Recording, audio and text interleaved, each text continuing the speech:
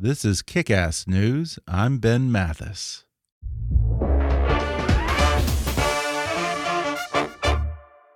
Anchor is a Spotify-owned company that makes it easy for people to get into podcasting. It's an all-in-one, totally free platform where you can record a podcast, host it, distribute it, measure your performance analytics, and find sponsors. It all works in your web browser or through Anchor's mobile app. Give Anchor a try for free at anchor.fm/kickassnews. That's anchor.fm/kickassnews.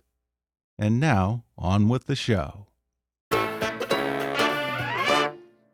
think it's important for you all to be aware that it's been in the press all over the country that the children who were previously kept with their families under a new policy just implemented by the Attorney General are being separated from their families and warehoused here.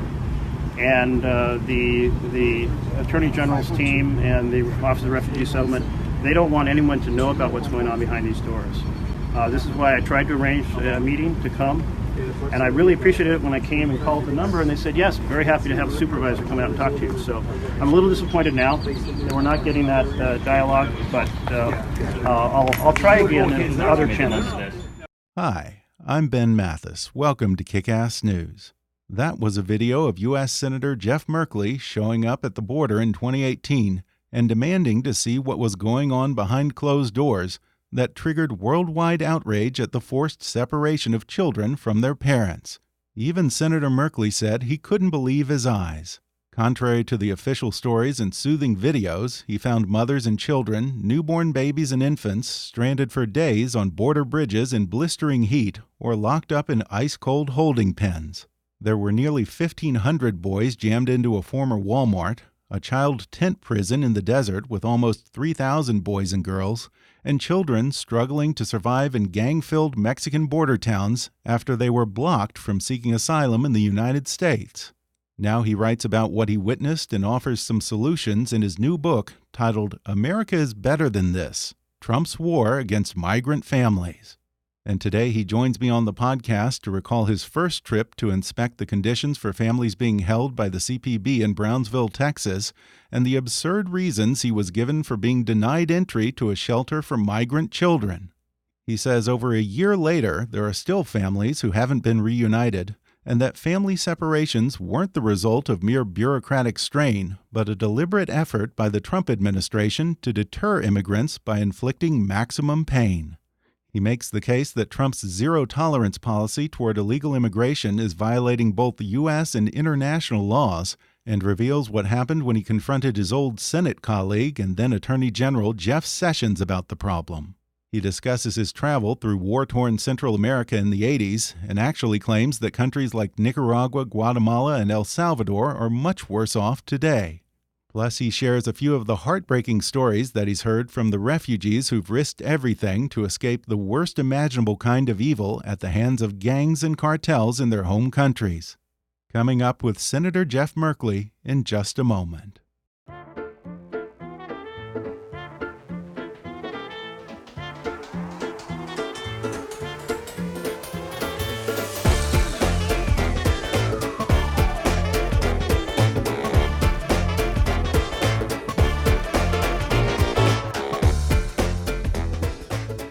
Jeff Merkley is a senator from Oregon, serving in the U.S. Senate since 2009. He's been a leader on issues of immigration and humane treatment of migrants and refugees, and you might even remember him from a viral video of him attempting to inspect a notorious detention center for migrant children in Texas in 2018. Now he writes about it in a new book titled America is Better Than This: Trump's War Against Migrant Families. Senator Merkley, welcome to the show. Thank you so much, Ben. Good to be with you. Well, Senator, immigration has been one of your top priorities in the Senate, and you were one of the first people to call attention to the flaws in the Trump administration's so-called zero-tolerance policy to undocumented immigrants. When you first heard then Attorney General Jeff Sessions announce this policy, did you really believe that he was serious about things like family separations and child detention centers, or did you sort of assume that this was maybe just another bluff by the president or a negotiating tactic? I did not think any administration would actually deliberately traumatize children. I read his speech and I thought, oh, zero tolerance. That sounds like a tough on crime, a good Republican talking point 6 months out from the election. And as I read the details, I said to my team, surely they can't be doing this because no American would do this to children. And that is rip them out of their parents' arms. And one of my team members said, there's one way to find out. Get down to the border. And I said, you're right. And I went that Sunday, and that's when I discovered the children were being ripped out of their parents' arms, were being sorted into cages. And soon the entire nation knew about it shortly thereafter. Yeah, you got a lot of attention for, I think it was a Facebook Live video of you going to inspect one of these so-called shelters for migrant children in what was an abandoned Walmart store, I think, in Texas. What happened when you showed up at Casa Padre, I believe it's called? Yes, I had just left the facility, the Customs and Border Protection facility that had the cages, and went an hour up the road to Brownsville because immigration advocates had said, we have heard hundreds of boys are being stuffed into this former Walmart up there under this policy. And so my team had asked for permission to visit, but had been turned down. And I said, well, let's go anyway. I'll knock on the door. If it's really a facility that has hundreds of people, surely there's a supervisor who can show me around. After all, the Senate and House are supposed to exercise oversight of the executive branch. And so drove up the road and knocked on the door and was told the supervisor would come out and talk to me. But instead, the supervisor called the police, left me out there about half an hour under the supposition that I would be allowed to come in, but that was not the case. And it really said to America, it was a blessing in a way, because it said to America, the administration does not want you to know what they're doing to migrant kids. They're hiding it. It's not a good thing when you're hiding what you're doing to children. So that, I think, a couple million people watched that video, and it made people very suspicious, as they should be, of the policy being done by the Trump administration. And what were the reasons that they gave you for denying entry? Well, it was all bureaucracy. They were saying, well, you have to give 2 weeks' notice. We have a waiver program, but we don't want to give you a waiver, so we won't. But it boiled down to this. They did not want members of Congress to see what they were doing. Because of the publicity, they then had to. 10 days later, they let in the press. 14 days later, on Father's Day, ironically, given the name of the place is Casa Padre, House of the Father, they did allow, I took a whole congressional delegation down 2 weeks later. And what we found is there weren't hundreds of boys, as I had heard. I'd heard maybe even upwards of 1,000 boys in there. There were 1,500 boys stuffed into that facility. And just think about, they bragged about their one soccer field outside. How long does it take 1,500 boys to share a soccer field? Yeah. These mega facilities are outrageous. Children can't be attended to, and they had not provided mental health counselors. In fact, they told me they were short 90 counselors. And it shows that very little planning went into zero tolerance. And unfortunately, this nonprofit, Southwest Key, was essentially a partner in the program, getting paid huge sums of money to do this and not objecting at all to the underlying dark and evil nature of what was occurring.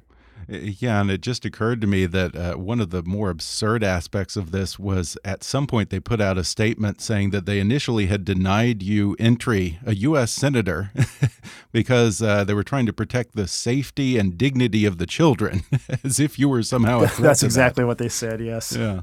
Yes. And what I have seen is everything they're doing that is hurting kids, they defend publicly by saying they're protecting kids. Yeah. Obviously, they don't want to own up to the underlying theme, although the theme, that is, treat children in this fashion in order to deter immigration, has been spoken to explicitly, both by former Attorney General Sessions, by a former head of Homeland Security, and that is John Kelly, who then became the chief of staff.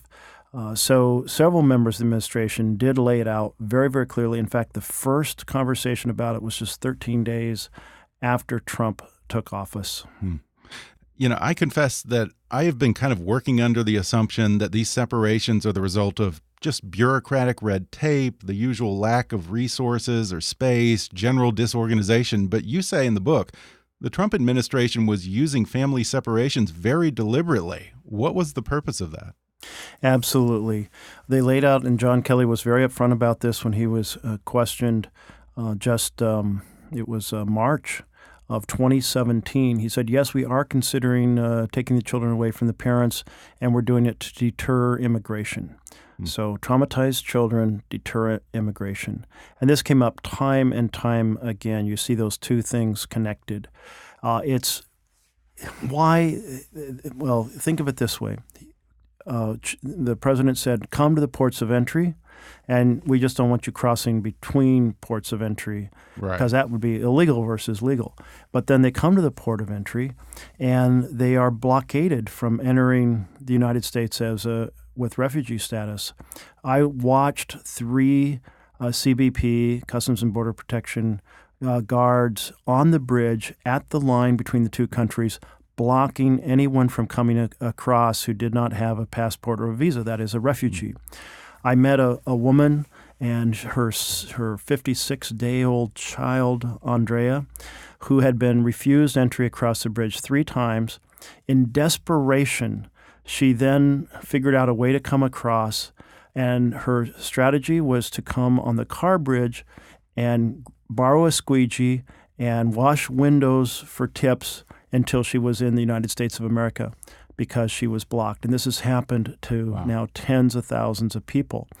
If you are stranded across the border with no family, no funds, you are prey to the gangs across the border, to all kinds of exploitation, rape, theft, assault, kidnapping, and sometimes ransoms being demanded of your contacts in the United States. So people decide, well, the safest thing is then I can't cross at a port of entry, I'll cross between a port of entry.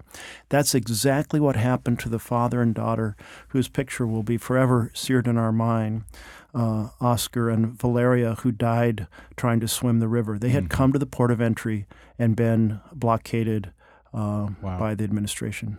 You say that the U.S. Customs and Border Patrol is engaging in what you call a process of metering to slow down the flow of immigration. What do you mean by metering? How does that work? So under the Refugee Convention, you're supposed to admit people to come to your border and ask for refugee status. It's hard to prove refugee status. It's hard to win an asylum hearing, but you deserve to be treated with respect and dignity until the conclusion of that process.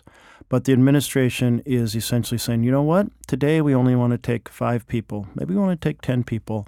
So if there's 80 who have come to the border, well, the other 75 will have to take a number and wait in Mexico. This is hugely problematic because they have no way to survive across the border. They're extremely vulnerable. I went to 7 shelters in Tijuana that are trying to give people a safe retreat from the street. I saw one room about the size of a conference room, had 17 families living in it. Each there were 4 bunk beds for a total of 8 beds. There were another 9 mattresses on the floor. It was every mattress was a family. Just some charitable individual had worked to set up this shelter so that people would not be exploited on the street, but it's extremely dangerous. And you can't even figure out the communication for when your number might be called, and that numbering system is often another form of exploitation, being charged money, black market, or to get your name front of the list or your name from being taken off the list, etc. It's horrific. Yeah, you say that before they can apply for asylum in the U.S., they have to get registered in something called the book on the Mexico side of the border at the ports of entry. What is the book and who actually operates it? So the United States wanted to have this metering process. But then the question is, well, so if you're going to take 10 people the next day, which 10 will you take? They did not want to, the Trump administration did not want to take responsibility for this system. So at different ports, it's run in different ways. In some places, it's run by drug cartel. In other places, it's run by an informal association or so-called informal association of refugees, but often behind that is the Mexican police. So they hire a group of refugees because neither the Mexican government nor the United States government wants to take responsibility. Yeah. So they're in Tijuana. I went early in the morning. They come out, a couple people come out with this big ledger. They set it on a table under maybe an 8-foot by 8-foot canopy, and they start reading names depending on the number of slots the U.S. has said that they have for that day. The waiting list was very long, I think about 6 weeks long when I was there, and now I believe it's much longer for people. And can you imagine if your child was stuck across the border without funds for 6 weeks in Tijuana, massive sex industry, lots of street gang crime? I mean, you would be in a big panic, and these families are in a big panic. Yeah, and it's amazing that this thing called the book is in some cases being run by the very people that Donald Trump claims that he's trying to block from getting into the country, Mexican gangs and drug cartels. That's right. Wow.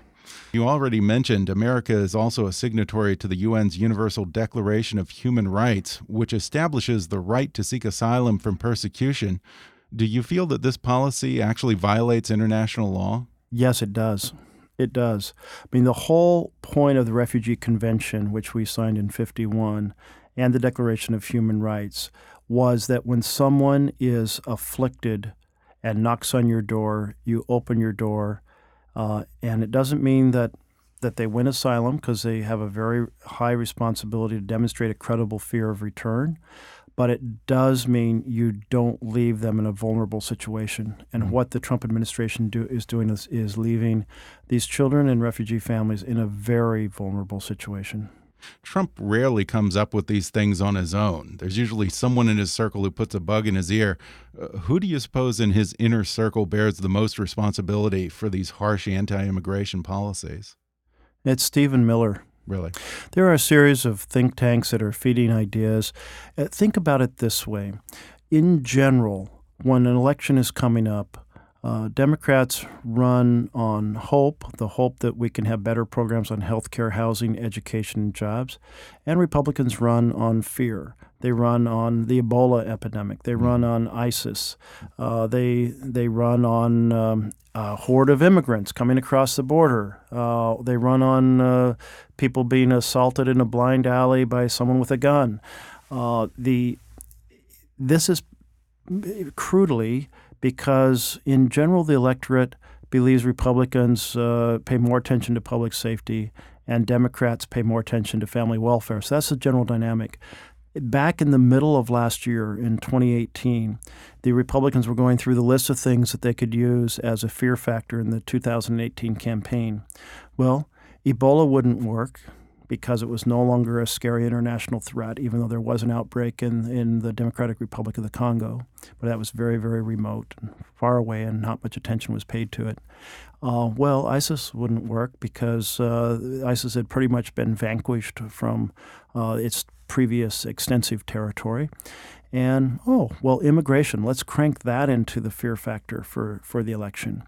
And so rather than the president saying, we have a broken system, let's go back to the bipartisan deal of 2013 when D's and R's in the Senate passed a bill together, a supermajority, to take on security at the border, security with visas, use those visas in a fashion to help address challenges in the marketplace, create a path for citizenship for folks who had come before the legislation was put in place, make validation at points of employment. In other words, a whole comprehensive reform.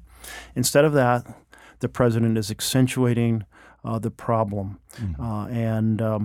So here we are. I mean, I have to assume that you must find it somewhat fundamentally absurd, the president's line when he says that his zero-tolerance policy is actually a humane policy and it's about actually protecting migrant families from cartels and drug lords and so forth. Yes, and the president and his team said this to me when I talked to him about it.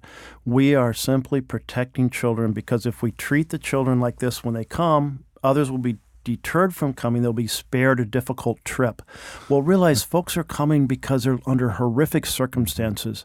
They don't know exactly what's going to happen when they get to the border. But what they do know, if they don't leave by Friday, some member of their family is going to be shot because they couldn't pay the extortion payment, or they couldn't repay the loan taken from a drug cartel, or because the local gang wants your daughter as a sex slave, and if you don't turn her over, either she or you or another family member is going to be killed. I mean, there are very powerful forces at work here, many of which we're tied into.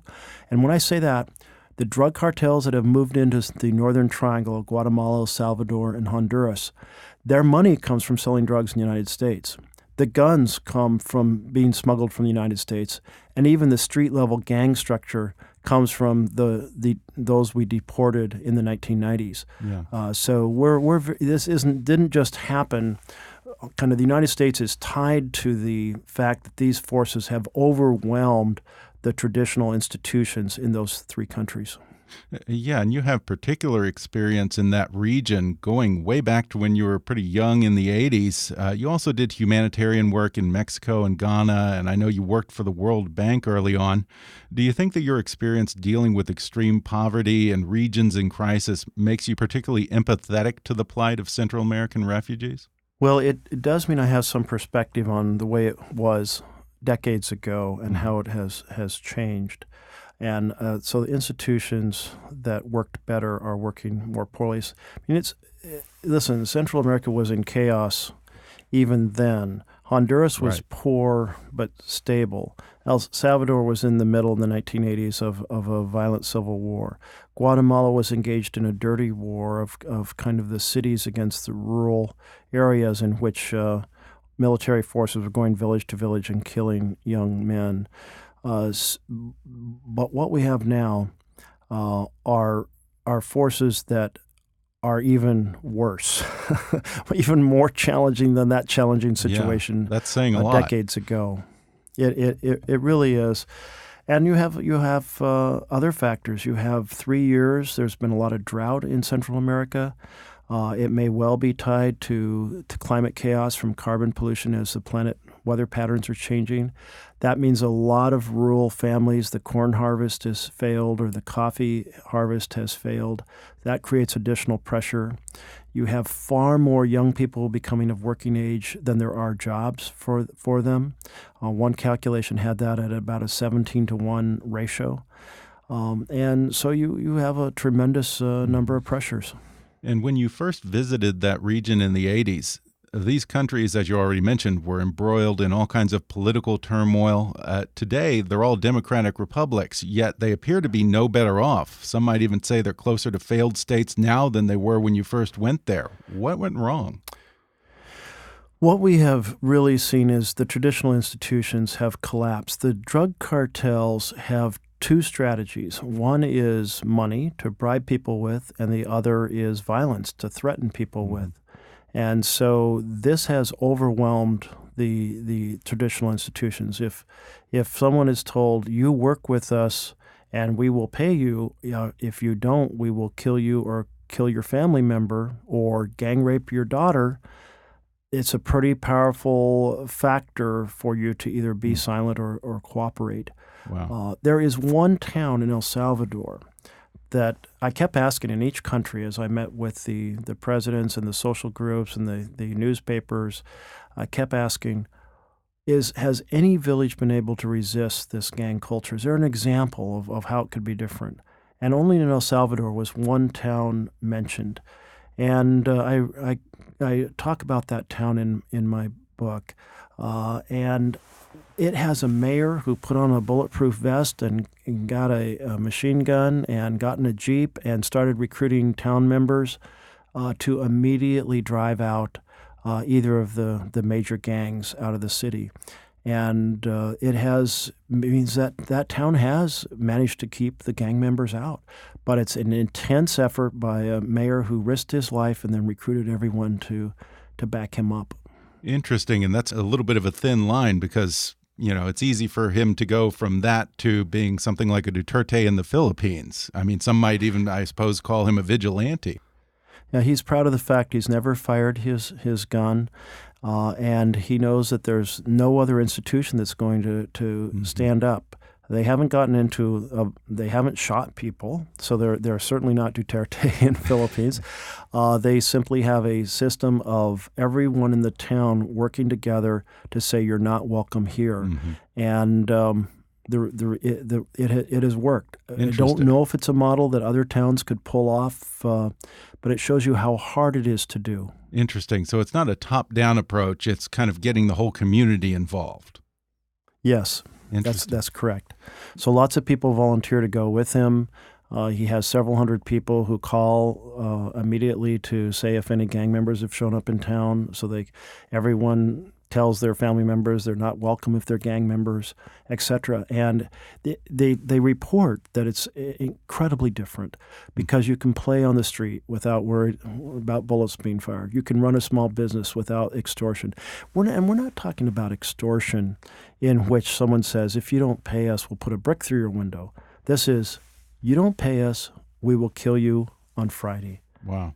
Or we'll kill your family member, or we will gang rape your daughter. And, I mean, in other words, these are very forceful, violent, high-end threats that are taken as real because they are real. We're going to take a quick break, and then I'll be back with more with Senator Jeff Merkley when we come back in just a minute.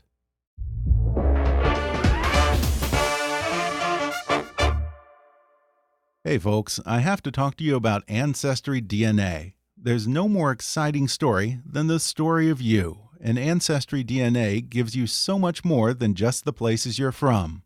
They've combined DNA results with over 100 million family trees and billions of records to give you more insight into your genealogy and origins. Ancestry connects you to the places in the world where your story started, using precise geographic detail and clear-cut historical insights.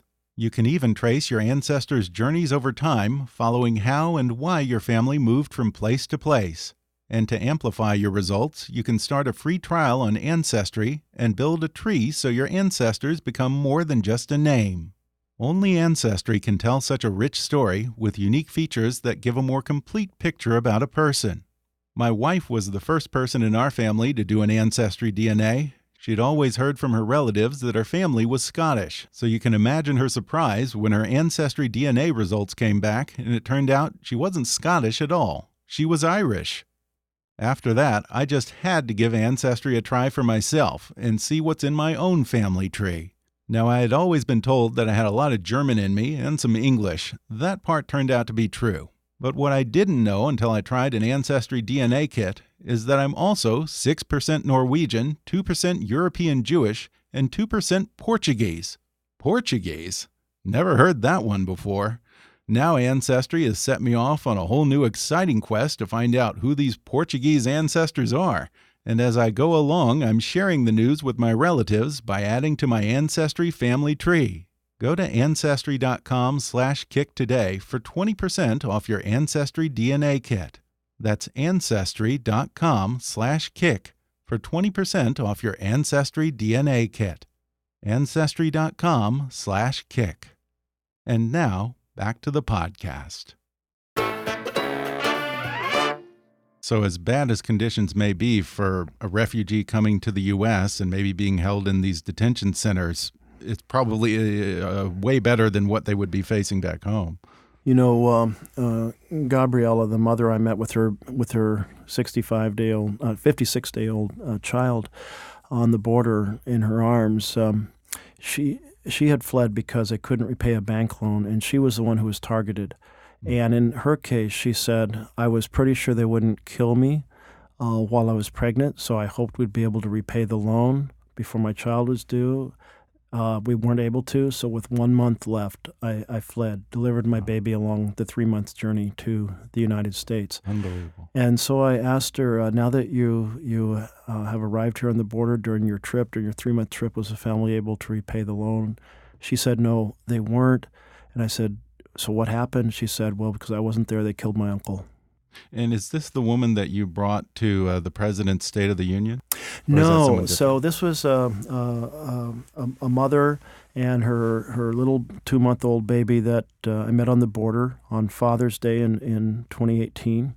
I took a congressional delegation back 2 weeks after I had been rejected in Brownsville from visiting the center. The woman who came to the State of the Union, it was a mother and daughter. Jacqueline was her 12th birthday, and her mother Albertina, and in that case they were fleeing gang-inspired domestic violence, where she had been essentially co-opted into a gang or a very difficult, if you will, domestic violence situation. It's hard to draw the line between the gang role and the domestic violence. She was sure her daughter, as she came of age, would be forced into being a sex slave for a gang. And as that threat grew greater, she fled to protect her daughter. And they were separated at the border, spent 2 months apart. I asked her daughter if she had anything to say to President Trump. What would she say? And she said, I would tell him to end this most cruel law. She called child separation this most cruel law. I thought an appropriate term to use. Yeah. It was really uplifting. This 12-year-old, she was just full of life. She was so excited about her life ahead of her. She and her mother are applying for asylum. It's not clear that they will get asylum because the president's team has now said that fleeing for your life, even if the local gang is the government of your community, they will not accept that as grounds for asylum. And it's been traditional that domestic violence and gang activity were protected groups. So they may well be sent back. Wow. But she was extraordinary. I mean, she left behind, the mother, Albertina, she left behind 2 little boys. She had to make the type of terrible choice for any parent to flee with 1 child. She left her other 2 children with her sister. And President Trump has also talked about ending the U.S. Strategy for Central America, which is a program created by President Obama that sort of coupled U.S. aid in the Northern Triangle with certain benchmarks for reform and combating corruption. If we end this, I have to think that that's only going to make the crisis on the border even worse. Yes, I went with Senator Carper, Tom Carper of Delaware, down to review those programs with the governments and the groups that benefit from the program. And I was struck by how modest our aid is. Initially, it was a little bit more than $700 million a year to the 3 countries. But because of all the caveats on it and so forth, last year it was a couple $100 million, if that money ever actually made it through the obstacles set up by the administration. Compare that to remittances. Remittances from countrymen and women living in the United States were last year $17 billion to those 3 countries. And so this couple $100 million that is so slow to be distributed, it's split between in each country about 3 dozen programs. And so it does good things, and we work hard to audit it and make sure that it doesn't fall prey to the corruption that is so rampant, where often programs that sound good on the surface are actually never executed and people pocket the money. So we really work hard to make sure that the good work is done with this. But it's going to take more investment, not less. The institutions are fragile in the face of the drug cartels and the street gangs. It's going to take a lot more to change that situation. Cutting off that modest amount of money isn't going to help at all. And I don't know what kind of relationship you have with William Barr, but I know that you served in the Senate with Jeff Sessions and even worked together on bipartisan legislation.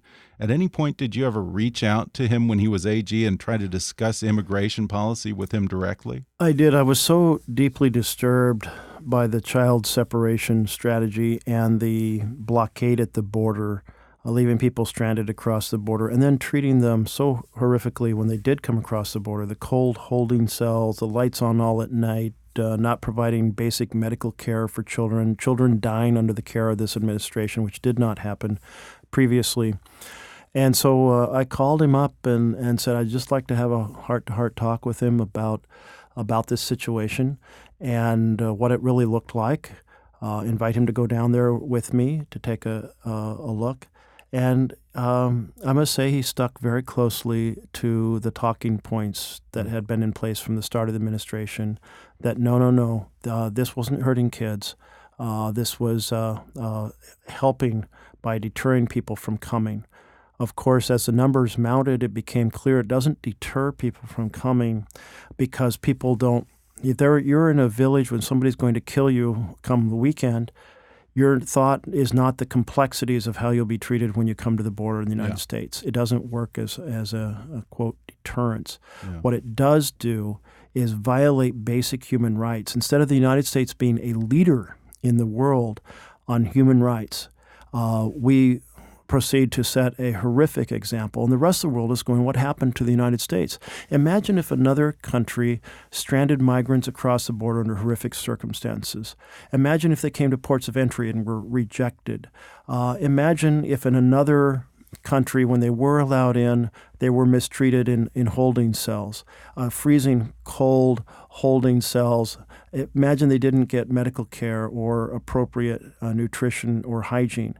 Imagine that they were sent to for-profit prisons, paid $750 a day in a situation where it was a corrupt, non-competition contract. It was awarded without any competition to an insider, basically John Kelly's organization after he left the administration. Imagine that they kept the kids locked up rather than moving them into sponsored homes when the sponsors were ready and able and had already been vetted. We'd go, what happened to that country? Well, this is our country doing this. At every stage, inflicting deep trauma on children that will, in many cases, last a lifetime. And so we have to end it. Wow. So you're saying that for these companies or organizations that are running these facilities, there's actually a perverse incentive for them to keep children there. Yes. So if you compare two influx facilities, one was Tornillo, run by a nonprofit, BCFS, and one is Homestead in Florida, run by this corporation, Caliburn, that has John Kelly as a paid board member. The difference is large. The nonprofit went out and hired every possible caseworker they could to help set up the sponsored homes so that the children would be in school, homes, and playgrounds, not behind barbed wire. Homestead, totally different thing. They made minimal effort because they were making so much money off locking these kids up. We have to end the financial incentive to lock up children. And by the way, the Homestead was really in violation of the core Flores settlement agreement, which says you don't lock up children in this setting for more than 3 days. 5 days if they were intercepted in a rural area, or up to 20 days during a period of high influx. Instead, the children there were there an average of 2 months, and many of them were coming there from another facility where they'd already been locked up for a month. Very perverse incentives to basically traumatize children rather than assist them. What is the maximum length of time that you're aware of that a child was separated from its parents? Well, the maximum is still going on because there were parents deported while the children were held here that have never been found because records and contacts weren't established. That's horrific. The administration did not want to be engaged in reunifying children. When the courts ordered them to do it, they tried to dump it off on the nonprofits and say, let the nonprofits do it. And the judge in that case was absolutely disgusted you created this situation. You have a responsibility to fix it. And when the judge set different timelines, the timelines were for 14 days or something like that for children under 5, and then a longer period of time for children between 5 and 17. And the administration didn't come close to meeting those, and in some cases they just simply couldn't find the parents. So as of this interview, there are probably still families who haven't been reunited. That's correct. I mean, one has to wonder what kind of psychological ramifications this type of thing has on children. You know, I took a congressional delegation down to Port Isabel, where a group of mothers were locked up whose children had been taken away, and we were allowed to talk to them. We in the little church facility that they had at the prison, Port Isabel prison, and we rearranged the benches into a circle, and there were about 10 to 12 women, and a number of them were just crying and almost wailing as we met, because just to talk about the situation of where were their kids. One woman said, you know, my child has medical issues, and they didn't even, I kept yelling about that, and they just took him away and didn't take any notes, and I don't know what happened to him or what's happened to him because he didn't get the medicine that he needed. And another woman said, I have no idea where my child is. I'm guessing maybe New York, but I don't even know where I am in the United States. I don't know where New York is.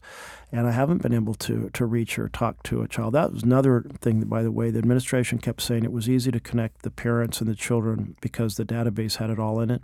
That was an absolute lie. They had not prepared the database. It's why it was so hard to reunify children, because when they took them away from the parents, they put them in the database as unaccompanied children. And so even though they were accompanied, they were no longer accompanied in the database. And so cabinet member after cabinet member kept saying, well, I can snap my fingers and in moments connect a child and parent. And it turned out that was simply completely untrue. And there was another woman who in that group who said, you know, I have been told my choices are to be either immediately deported or locked up here for a very long time and back maybe never get out. And so I'm trying to figure out if my sister can adopt my child, because if I take my child back, my child will probably face death. I can't do that. And so I have to find another family for my child. I mean, wow. Very, very intense Terrible situations. Now, President Trump eventually caved to public pressure on family separations, and his solution was these family internment camps where the children would be housed with the parents. You've opposed that as well. And I guess my question to you is, if you don't want the families being separated and you don't want the kids growing up with their parents in these internment camps, what would you do?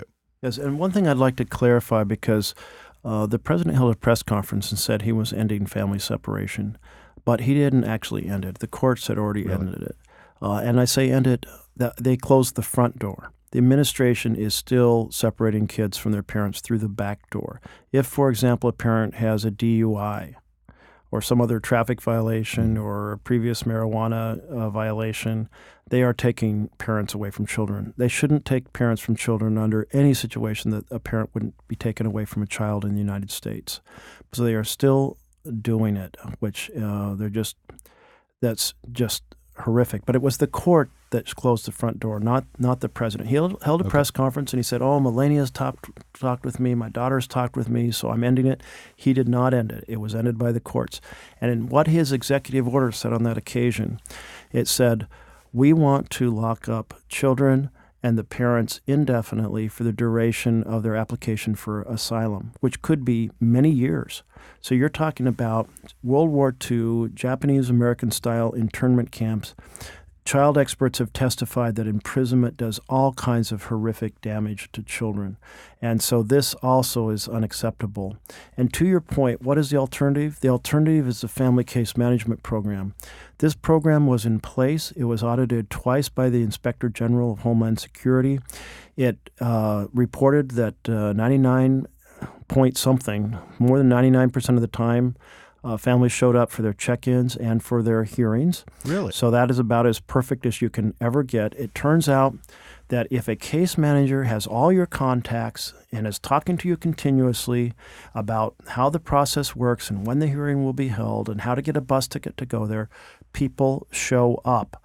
So the whole argument behind the president's catch and release that people will disappear and not appear for their hearings is false. It is another big lie. And what did the administration do in June of 2017? They shut down this hugely successful program. They wanted to create a fiction that people don't show up, so they shut down the program that actually worked. And so what would I do? Reestablish the family case management program. It's something to understand that if a family is here in the U.S. and they win their asylum hearing, well, then it's important that we treated them very well. And if they lose their asylum hearing, it's important that we treated them very well. We should treat them the way we would like our family members to be treated if they were fleeing persecution. Yeah. Well, Senator, I appreciate your looking into this issue for us. Again, the book is called America is Better Than This, Trump's War Against Migrant Families. Senator Jeff Merkley, thanks so much for talking with me. Thank you so much for having me on, Ben, and for paying attention to this issue. The president's tweets dominate the news every single day, and it's easy for us to forget. There are massive, big problems in America, from healthcare and housing to jobs and education and to human rights that we must continue to focus on. Absolutely. Well, Senator Merkley, thanks so much. Thank you.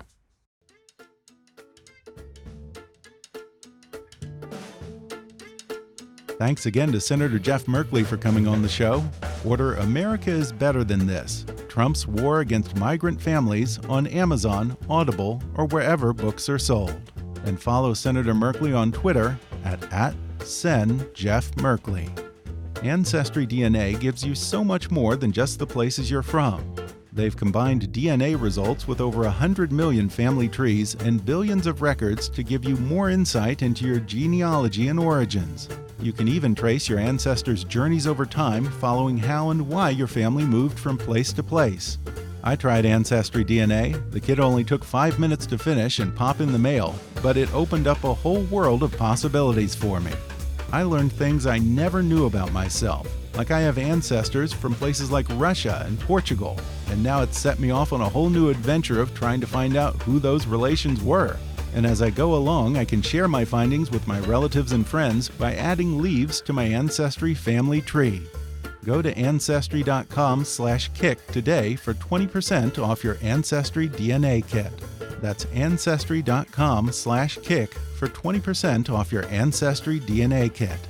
Ancestry.com/kick. If you enjoyed today's podcast, be sure to subscribe to us on Apple Podcasts and rate and review us while you're there. 5-star ratings and detailed reviews are one of the best ways for new listeners to discover the show. You can also follow us on Facebook or on Twitter at @KickassNewsPod and recommend us to your friends on your social media. For more fun stuff, visit kickassnews.com, and I welcome your comments, questions, and suggestions at comments@kickassnews.com. For now, I'm Ben Mathis, and thanks for listening to Kick-Ass News.